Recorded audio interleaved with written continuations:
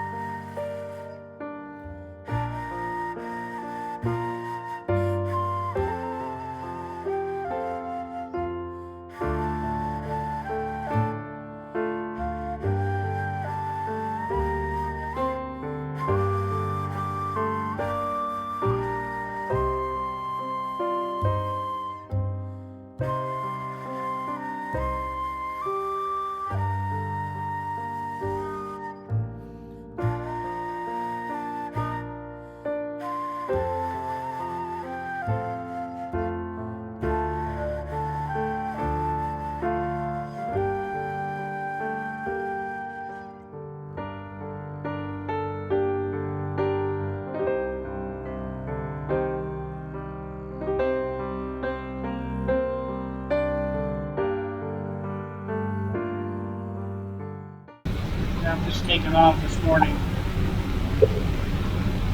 Rain clouds out to the north. They don't get too violent, but there is some weather. You see behind me there's a fisherman. It's the first fisherman I've seen on the lake since I started this trip. I'm only going to go about 5 miles, so it won't be a real long trip this morning.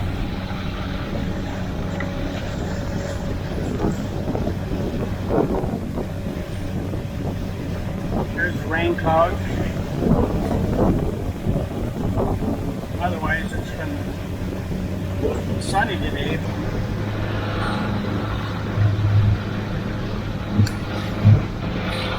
Yeah, other than mud all over from on tying, everything went fine. Wind was odd. It was coming from one direction, but the boat wanted to go a different way. I don't know if that was some current there that I couldn't see. I don't know. Just coming into the anchorage here now. Cows all around, so I hope that's not going to be a problem. I'm trying to decide which side to tie to here.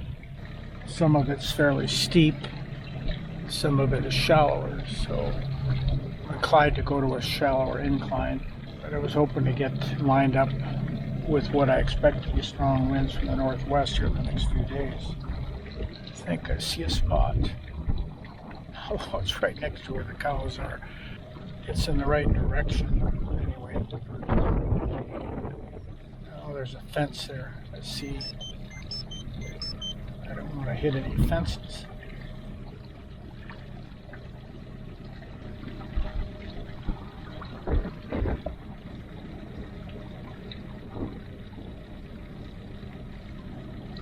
Whoa.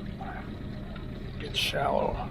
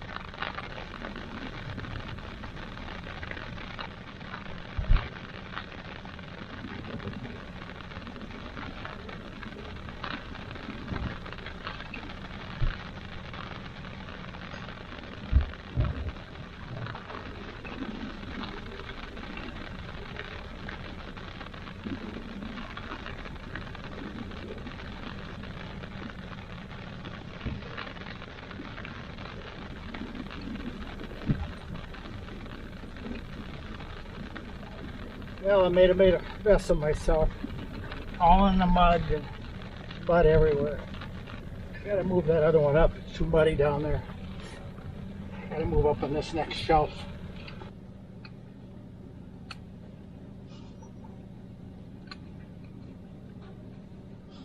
I'm hoping these bluffs will block the wind when I get this strong wind off to the northwest.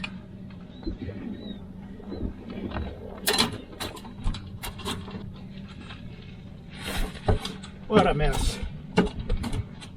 Well, I knew I should have put my boots on. I didn't. Now I got a lot of cleaning up to do. Take my shoes off. There's enough problems tying up. To have mud all over your shoes, that's even worse.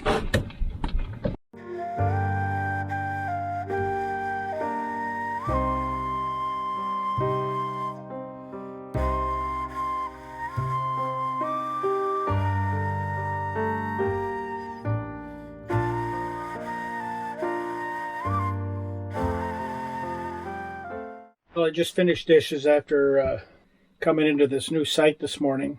I think I got on film all kinds of faux pas that I committed this morning. Fell flat on my face in the mud after just showering and putting on clean clothes last night. So now I'm covered with dirt on I got mud all over the floor and on the boat. My sandals are so clogged up that I don't know if I'll ever get all the mud out of them. Should have wore my boots. I knew it, but I just didn't get around to getting them on time. So, and I didn't realize it was going to be that soft. When the last 2 days, it's been fairly dry where I've come in, so I was a little surprised. Anyway, I'm hoping the anchors will hold. It's a little bit softer soil here, and it just turns to mud after the rains. I just had a little shower just now, and it's supposed to be sunny today. The forecast was mostly sunny. Well, all I've seen is rain clouds this morning. There was some blue sky to the south, but it never materialized. Perhaps this afternoon, I don't know. But right now, it looks like I'm going to be cloudy today. I'm up to about 84% on the solar. So I got a little sun this morning. It was down to 74, so I gained 10% in spite of the cloudy weather. So we'll see what happens here later this afternoon. But put up the windshields because I kind of anticipated it looked like there might be some rain coming in from the west. So to keep the cockpit dry and allow me to work without getting wet, put in the windshields. I can just drop one side. It's a lot easier to steer if you're not looking through that plastic because it's distorted all the time. But I can, if it's not raining, I can just drop the windshield on that side. So anyway, I'm not sure what I'm going to be doing this afternoon. It's already 11:30 almost, so I killed a good part of the day. Getting here, getting tied up. There's cows all around.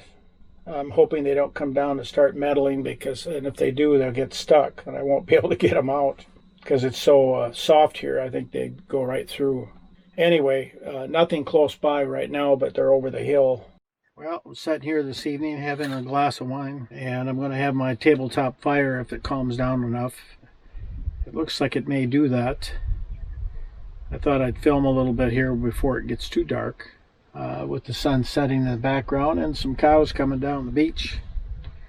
They've been kind of curious this afternoon. I had a whole herd of about 20-some come by when I was playing music, and they just stopped and all looked at me, stared across the little inlet here I'm on, and seemed to focus on what I was playing. They finally gave up and then headed back down the beach, but and they're out of sight now. I don't know where they went. And I saw a couple of hawks come by. They weren't golden eagles, a pair of some type of hawk, and I couldn't recognize this is a prairie type hawk, so I'll have to go back. I didn't bring my bird book with me, so I couldn't identify them. Maybe when I get home I can do that. But anyway, they were feeding up on the hilltops here, and I saw one dive down and get something, and another one went down. I'm not sure if he just stopped to do something else or if he picked up something on the ground. It was hard to tell, but anyway, they were feeding here for quite a while, just hovering around looking for stuff on the ground, and evidently had some success. Now there's 3 calves coming down the beach here. I don't know what they're doing, but anyway, after I get the fire going here in a bit, if it calms down, and it seems like it's going to do that, then I'll play a little more video. Good evening, folks. Tonight I'm sitting by my tabletop fire. It's still a little bit breezy, but at least it's burning. The sun is beginning to set. I've had fish jumping all around the boat. Unfortunately, I'm not fishing, or I would probably have a line out. Non-residence license are kind of expensive, so I just don't bother. Tomorrow is supposed to be windy, so I'm not sure I'll be able to go anywhere. Oh, there was a big one coming out that just jumped out of the water. Man, I've seen some big fish jumping out of the water. Not sure I'm going to go anywhere. I'll check the weather in the morning, but I've kind of purposely hid behind kind of a mountain here. There's or cliffside, whatever you want to call it. I'm kind of hidden down below it, hoping that will block the northwest wind tomorrow and not pull my anchors out of the shoreline. Today, when I was trying to tie up, putting in the auger anchors is a kind of a pain in the neck, and it turned out to just be a mud plate. This just was a mud hole. Got my shoes all clogged up with mud. I was wearing sandals. Should not have been wearing sandals. I know better than that, but when I was coming in, I thought, well, I should put my boots on. I've got some wet weather gear that I should have put on instead, but got in a hurry, thought it would be okay, and it wasn't. But the soil's a little softer here. I'm not sure it's going to hold in a strong wind, so I'm concerned about that. I've got a bow anchor and then 2 guys that run to the stern, both port and starboard. They're dug in pretty as deep as I can get them. They're 15-inch augers, but hey, you know, if the soil's soft, it could still yank them out. So I'll just have to play it by ear. When the wind comes up, I usually hook up the fuel hose, make sure the engine's running, ready to go. So in case of trouble, I have a way to escape or at least control the situation a little bit. I've tied the gangplank to the bow, so if it pulls out from shore, that I won't lose my gangplank. It's an aluminum. It would sink to the bottom if I don't have it tied to the boat. So anyway, we'll see how it goes. The cows have been running about across the little inlet here up and down the shore, and every time they come by here pretty close, they start listening to my music. It's really interesting because they'll just stop and stare, and I mean, there'll be 20 head of cattle and they'll all just stop and look right at this boat and listen. It's for quite a few minutes. It's quite interesting. It's out in the prairie here. You don't see as much wildlife, but if you just stop and watch, there's a lot more going on than you think sometimes. Quite different from the environment I'm used to. I'm used to the boundary waters of Minnesota, Canada.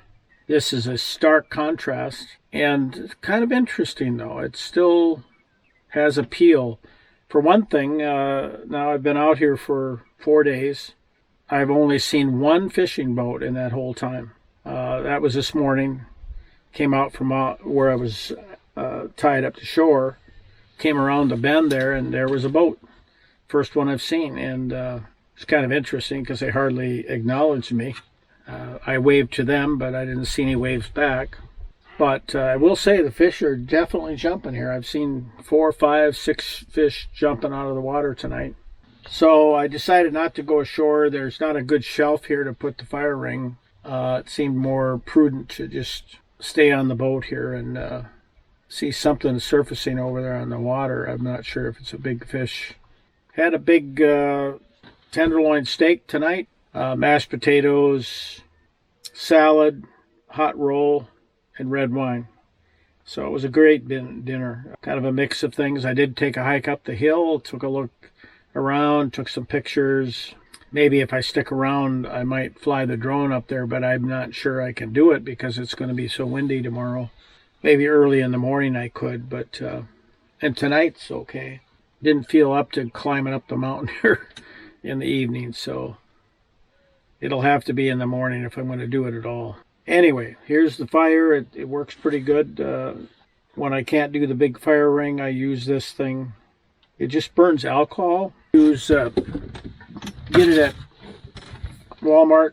It's just their version of 91% isopropyl alcohol.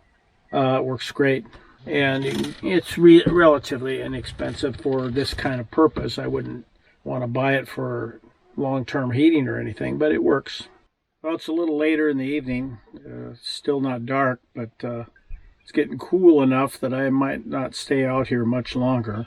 I just finished my Baileys with chocolate-covered almonds, which are my evening dessert after dinner. So I've been watching some activity this evening. The fish continue to jump, and I don't know. Let me check here.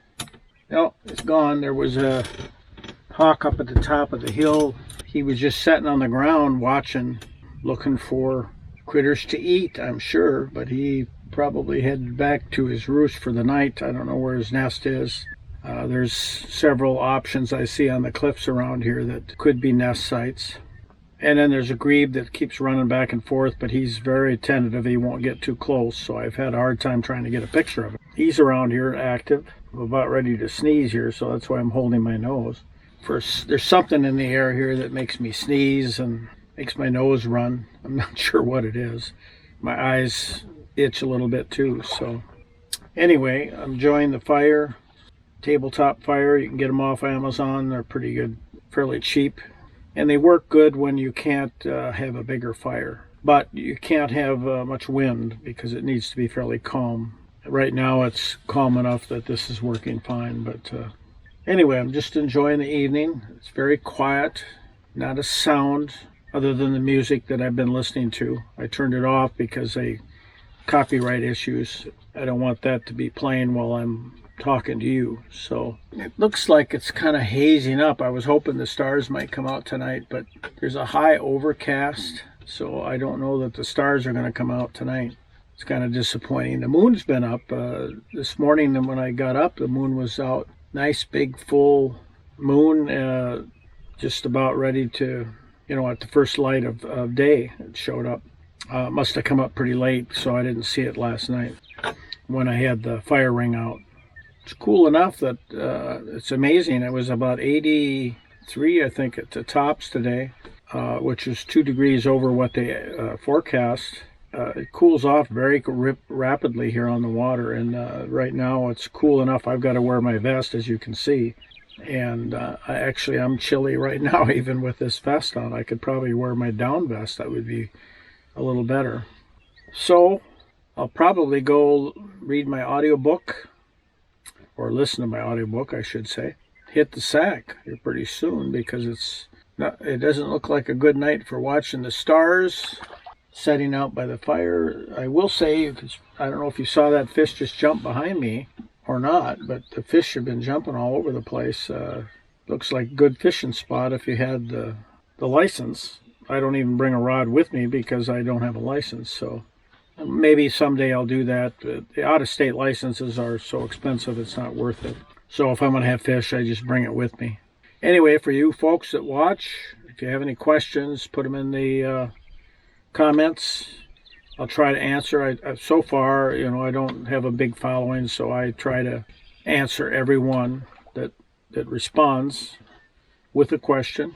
This boat was not something I built myself. It was a boat built by another guy close by down on the Mississippi River south of the Twin Cities in Wabasha. He built it to hunt ducks, use it as a base camp for hunting ducks on the Mississippi River. And I don't know that he ever used it for that purpose. He never spent the night on the boat. And then he ended up selling it almost right after he finished building it. So I bought it from him because I saw the potential that I could use it with modification for long trips. But I have done extensive modification to this boat. And I'll try to cover that in more detail in the design series. I'm running a design series right now. I started out with just the initial design that was based on a duck hunting boat out of a magazine back in, or book, I should say, back in the 70s, I think it was. And since I didn't build it, I've had to answer some questions that I didn't really have good answers to. So I've had to go back to the original design and see if I could find out some things. I'll try to, like I say, I'll try to answer things as much best I can, but I can better address those modifications I've made since the boat was built, or not since the boat was built, but after I bought the boat and subsequently modified it for at least 2-week trips, maybe up to 3. So far I've only made 2-week trips. I think this one will be the longest at 15 days. I haven't done 3-week trips yet, but you know, the reality is if you can do 2 weeks, you can do as many as you want. My limitation is the amount of food storage I can carry. So if you're in wild areas where you have no resupply, you've got to be able to carry that food with you. So I have limited, I can do easily 2 weeks, but 3 weeks might be a pinch. I'll have to come up with some ways to keep bread from spoiling after 3 weeks. I have discovered in past trips back in the 70s when I went to Great Slave Lake, I was able to keep bread pretty much the full 7-week trip that I was up there. And I use King's Hawaiian bread. King's Hawaiian bread is a bread that will last a long time and will not get moldy as long as you don't get moisture on it or touch it. If you keep it in their own packages, it'll last pretty much indefinitely. It was designed for ships back in the day, so it was designed to last for long periods of time without getting moldy.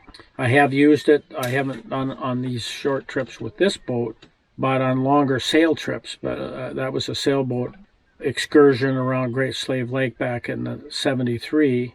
It was about an 800-mile trip, 7 weeks, and I was completely without resupply for 7 weeks. So I had my food. I brought all my garbage back out. Had no motor on that boat, no radio, no GPS, no LORAN, no way to communicate with anybody from the outside. I had no PLB, no emergency beacon. When I look back on it, it was probably a little foolish because I could have easily kicked the bucket out there and nobody would have known the difference. It was an interesting trip, challenging trip. It would be fun to go back up there again someday. I hope you enjoyed this little talk, and we'll see you tomorrow.